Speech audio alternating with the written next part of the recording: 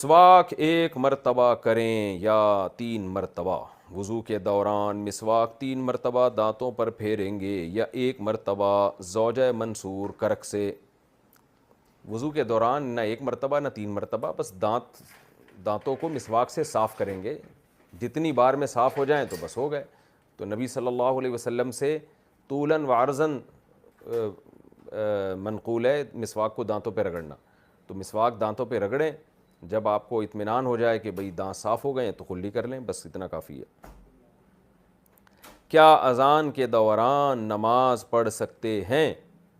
اذان ہو رہی ہو تو نماز پڑھ سکتے ہیں، یا کچھ دیر ٹھہر کر نماز پڑھنی چاہیے؟ مریم نواز پڑھ سکتے ہیں نماز، لیکن افضل یہی ہے کہ اذان سن لیں، اطمینان سے اذان سن کے اس کا جواب دیں، پھر اذان کی دعا پڑھیں، اس کے بعد نماز پڑھیں۔ رسول اللہ صلی اللہ علیہ وسلم نے فرمایا کہ جب مؤذن اذان کہے تو فقولوا مثل ما قال المؤذن، تو وہی الفاظ دہرایا کرو جو مؤذن کہہ رہا ہے، لیکن حی علی الصلاۃ اور حی علی الفلاح پہ لا حول ولا قوت الا باللہ کہا کرو۔ تو اگر آپ اذان کے دوران نماز پڑھیں گی تو پھر یہ اذان کا جواب کون دے گا؟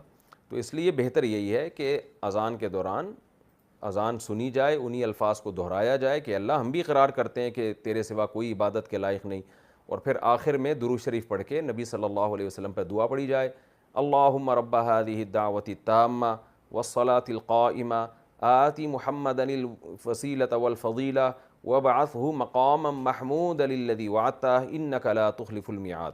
آپ نے فرمایا جو اذان کا جواب دے اور یہ دعا پڑھے، حلت لہ شفاعتی، میری شفاعت اس کے لیے لازم ہو جائے گی۔